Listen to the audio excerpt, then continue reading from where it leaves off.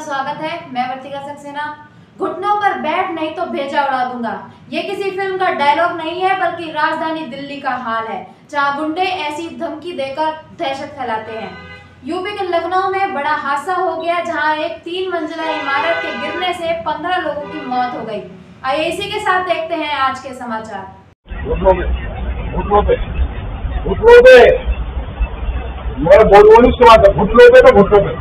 घुटनों पर बैठ वरना भेजा उड़ा दूंगा।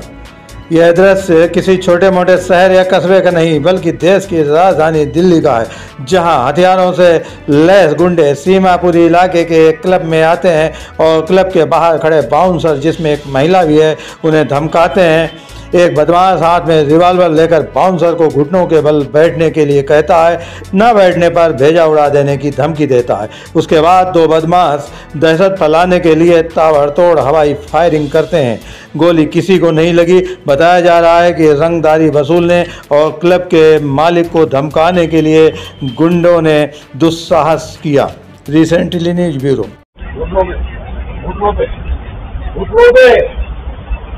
मैं बोलूँ नहीं उसके बाद घुटनों पे तो घुटनों पे अब भी कह रहा हूँ, ये लेडी से उसको देखूंगा।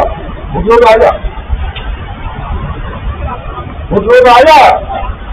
अगर पेड़ में लगा हुआ, अगर तुम्हारे दिमाग में ये है कि तुमको बोलते हो तुमने ने कोई सब घुटने पे अभी मैडम घुटने से बोली मांगूंगा। बैरिया देरी से बैरिया घुटने पे घुटने पे तुम बता कहाँ है?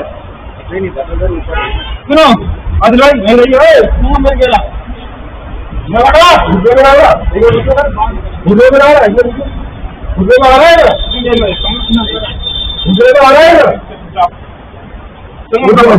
घुटने में नीचे कैलकुलेशन भाई उठ गया तो भागो। मैडम आप देखो ना, आपके लिए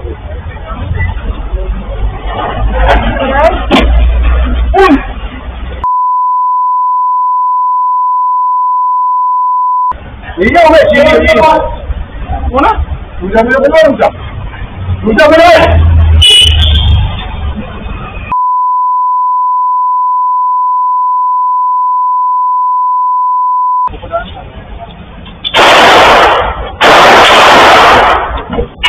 हरिया मत जाइए हरिया।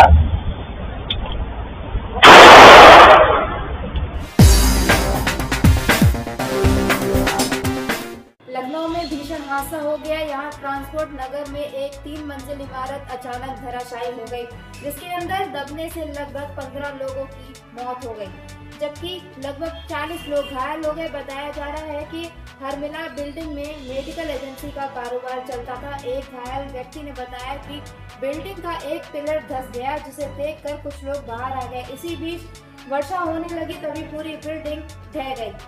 इस दौरान 70-80 कर्मचारी व लेबर बिल्डिंग के अंदर काम कर रहे थे। कुछ लोग जो बाहर खड़े थे वह भी मलबे की चपेट में आ गए। मौके पर एनडीआरएफ, एसडीआरएफ की टीम राहत बचाव कार्य में लगी है। प्रधानमंत्री नरेंद्र मोदी ने दुर्घटना पर शोक व्यक्त किया है।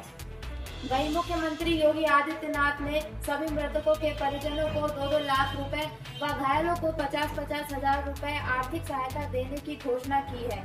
वहीं रक्षा मंत्री राजनाथ सिंह ने मृतकों के प्रति संवेदना व्यक्त की है।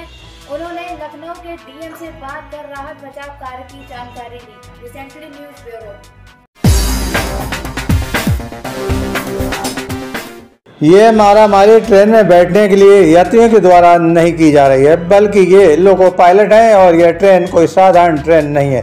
ये भारत की सर्वश्रेष्ठ ट्रेन व पीएम मोदी का ड्रीम वंदे भारत ट्रेन है। इस ट्रेन को चलाने के लिए लोको पायलट आपस में युद्ध कर रहे हैं। आगरा से उदयपुर के बीच चलने वाली ट्रेन अभी जल्दी ही शुरू हुई है। यह ट्रेन 3 रीजनों के बीच फंसी है। पश्चिम मध्य रेलवे, उत्तर पश्चिम व उत्तर रेलवे तीनों रीजन के रेलवे अधिकारियों ने अपने अपने स्टाफ को ट्रेन चलाने का आदेश दे रखा है। तीनों रीजन के कर्मचारी प्रतिदिन ट्रेन चलाने के लिए आपस में लड़ भिड़ रहे हैं। जबरन लोगों पायलट की सीट पर कब्जा करने का प्रयास करते हैं। वजह यह है कि सुपर फास्ट व अच्छी ट्रेनों को चलाने से इंक्रीमेंट व प्रमोशन मिलता है, इसलिए रोजाना मैं चलाऊंगा वाली स्थिति है। लेकिन सबसे बड़ी बात यह है कि भारत सरकार के प्रतिष्ठित संस्थान रेलवे की ऐसी दुर्दशा क्यों है, जैसी डग्गामार टैक्सी स्टैंड में भी देखने को नहीं मिलती है। रेल मंत्री, जनरल मैनेजर और अन्य बड़े अधिकारी इस प्रकार की अवस्था से क्यों आंख बंद कर आत्म प्रशंसा में मशगूल है। Recently news bureau.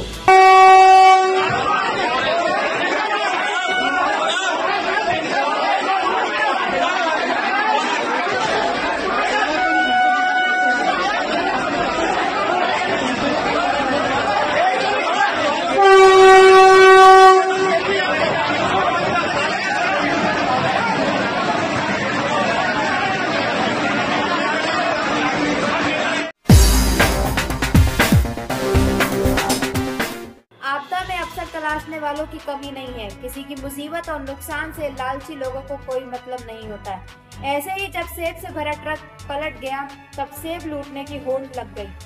आपको बता दें, कश्मीर से एक ट्रक सेब लेकर उत्तर प्रदेश के कानपुर जा रहा था, तभी हापुड़ जनपद में वह पलट गया। फिर क्या था, आसपास के गांव वाले बैग और बोरा लेकर दौड़ पड़े। जो जितना सेब लूट सकता था लूट लिया। ट्रक ड्राइवर की कितनी चोट लगी है, उसको हेल्प की जरूरत तो नहीं है, यह देखने समझने की ना तो किसी के पास फुर्सत थी और ना ही जरूरत।